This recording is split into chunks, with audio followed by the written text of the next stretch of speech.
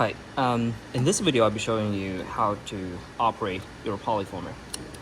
So let's start by preparing the bottle. First, you want to make sure that you wash the bottle and use either glue gun or acetone to clean off the residue, the sticky thingy on the body of the bottle after you tear off the label. And then we cut off the bottom of the bottle this way.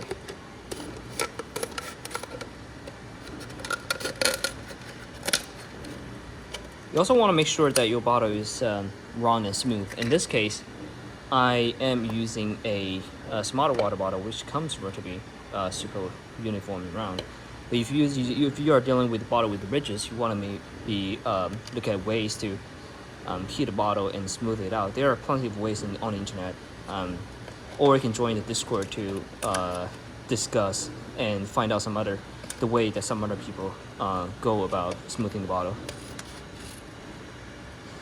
And we want to go counterclockwise to trim, cut a bottle with a super thin start so that it's much easier to feed into the poly cutter. And also we want to measure the thickness of the bottle. So in this case I'll be using a micrometer, but you can get by with using just a digital caliper. So in this case, we're getting about 0.3 millimeter thickness. And there's a table that we are developing to try and find out what's the corresponding thickness to the correct width that we want to be getting. In my past experience, 0.3 millimeter is suitable for cutting with roughly about 8 millimeter width. So we will be setting the poly cutter to 8 millimeter, and if the dial gauge is coming at the bottom, it means that it's gonna be cutting at 10 millimeter, and the further up you go by each increment labeled on the poly cutter, it represents 1 millimeter for each increment. So in this case, we want to be setting it to two increments above the bottom line.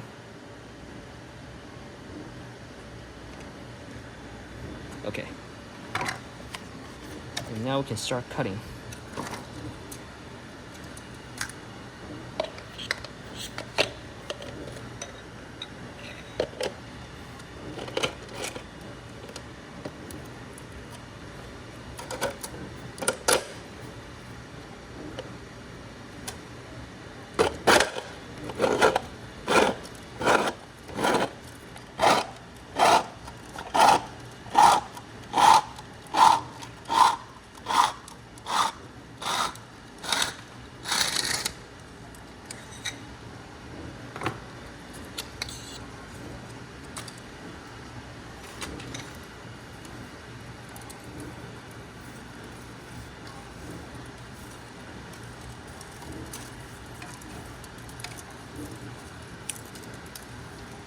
Overall, it looks to be fairly consistent, and if there's any point that's not quite consistent, we can actually trim off the end, because the end is usually going to be a little bit lesser consistent as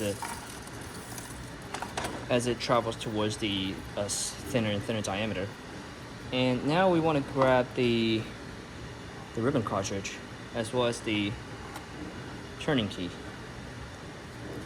First, we loosen the cap, and we can slot in the cartridge turning key, and it magnetically snaps with each other.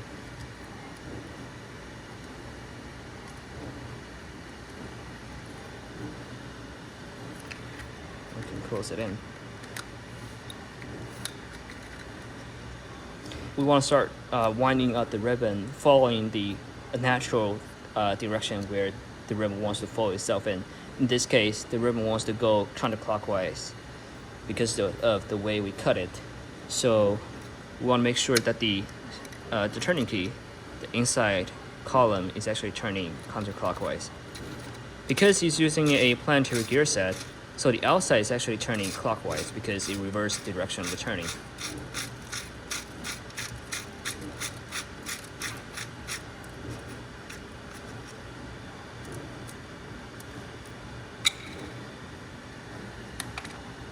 now we can feed everything into the polyformer.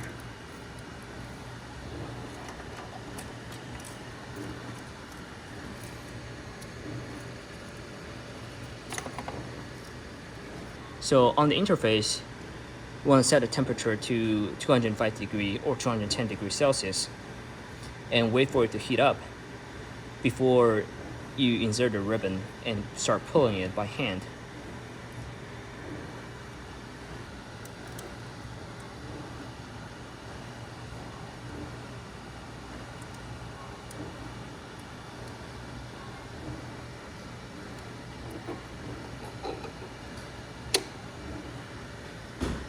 So we want to start pulling by hand just a little bit so that we get enough length so the ribbon actually reaches the pulling extender right over here. Then we can push the start of the ribbon into the extender. Make sure that it's very secure.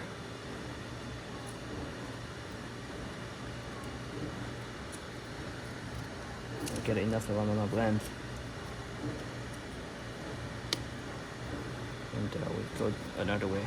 There's a second keyhole on it. So now that is done, the rest of the process is going to be automatic. Then you go to the and now that we have pulled it through by hand for a little bit and connect to the ribbon extender, we can start pulling. And the way we do it is just to press the under the extruder menu. We can set the extrusion speed to 10 millimeters per second and extrusion length to however long you want, and we can start pressing just extrude, and the motor will automatically start spinning.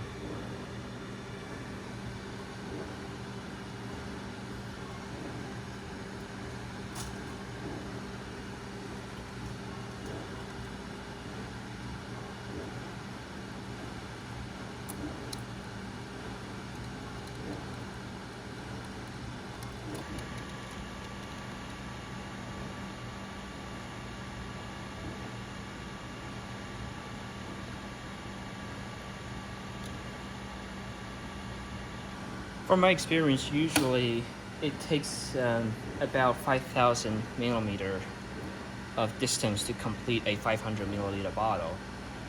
And it really depends on the cutting width and the thickness of the bottle, and it varies quite a bit. But what you want to do is actually watch out for the pulling process as it towards the end. If there's no tension between the hot end and the spool, the ribbon will release its tension and it will unwind itself on the spool.